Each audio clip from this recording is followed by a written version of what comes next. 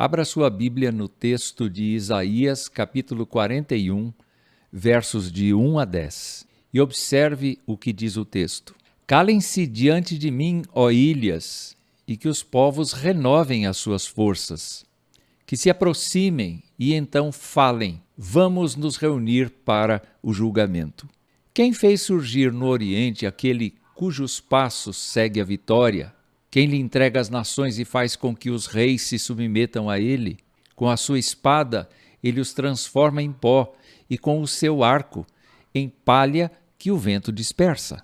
Ele os persegue e avança em segurança por um caminho que ele nunca havia passado. Quem fez e executou tudo isso? Aquele que desde o princípio tem chamado as gerações à existência. Eu, o Senhor, o primeiro, e aquele que estará com os últimos. Eu mesmo. Os países do mar viram isto e temeram.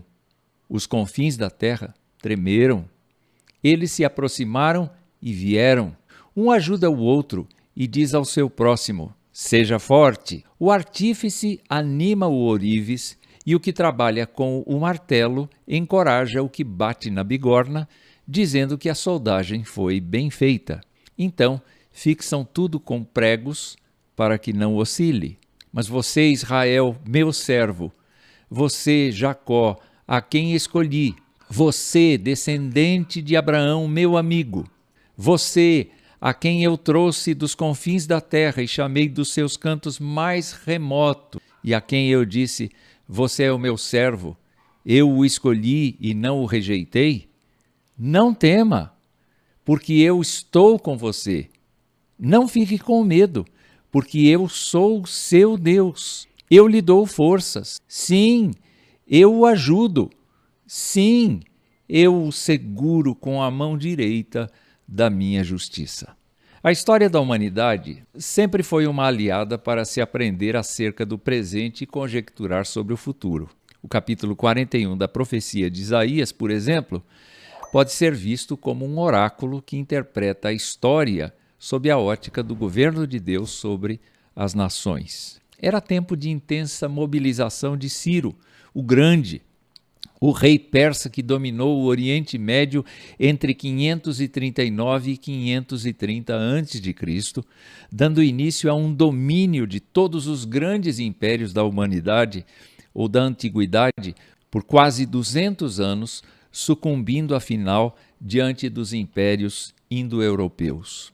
Mas era um tempo ameaçador, porque não havia quem detivesse o avanço de Ciro. A atividade religiosa cresceu em toda parte, porque o desespero sempre faz o ser humano buscar o sobrenatural. Não é verdade? Mas enfim, o oráculo de Isaías chama as nações para um julgamento. E então surge a pergunta, quem foi que deu a Ciro a sua invencibilidade? E a resposta é, eu, o Senhor, o primeiro, e aquele que estará com os últimos, eu mesmo.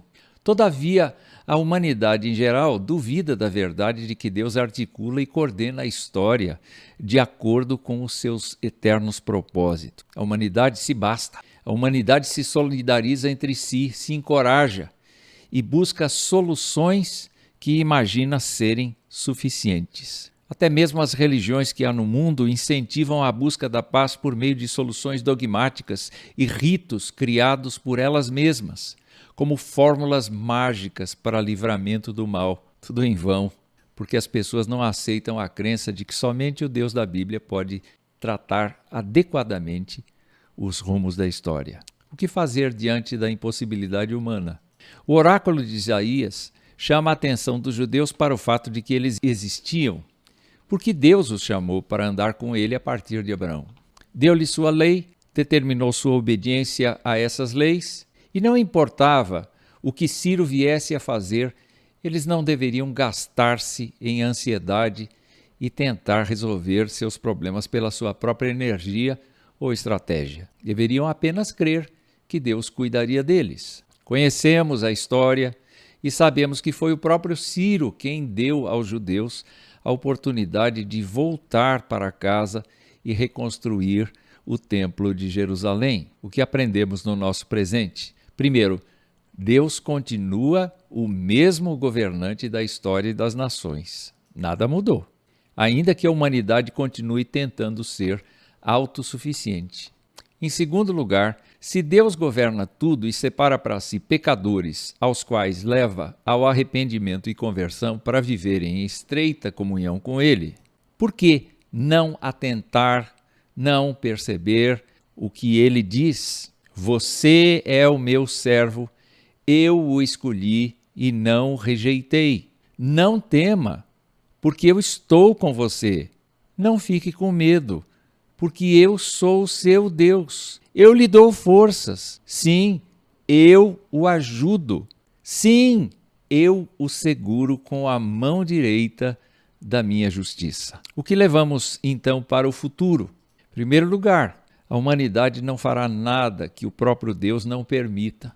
E, finalmente, prestará contas a Ele de seus atos. Em segundo lugar, aquele que confessa a Deus como Senhor da sua vida e de todas as demais coisas, ainda que sofra no presente, será o grande vencedor, porque é Deus quem cuidará pessoalmente de sua vida e de seu futuro.